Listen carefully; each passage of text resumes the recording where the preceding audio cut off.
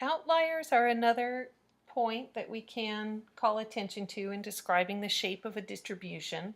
So an outlier is a value that is much larger or much smaller than the mainstream data values in a distribution.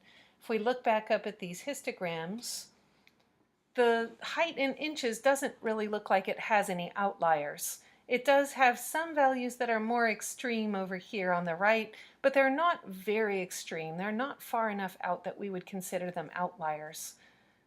So I would say this probably has no outliers.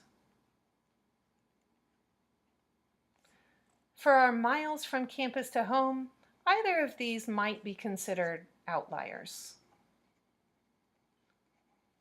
Usually, for something to be an outlier, you're going to see some space between the main distribution and your outliers. So these are possible outliers out here. There's two values that are above 28.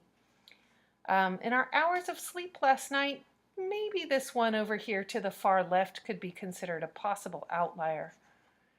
And this isn't a strict definition. This is just something that we would look for and describe as an extreme outlier, a possible outlier, right?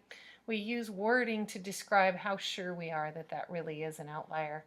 And over here on our diamond depth, we have some very deep diamonds on the far right. These are also possible outliers.